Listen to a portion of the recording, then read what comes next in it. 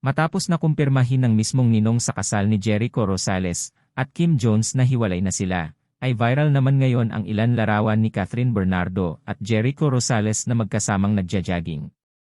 Ito ay ayon sa mga kuhang larawan ng mga netizens. Ayon sa mga ito ay nakasabay umano nilang mag-jogging ang dalawa. Kaya naman hindi na nila pinaglagpas pa na magpakuha ng larawan.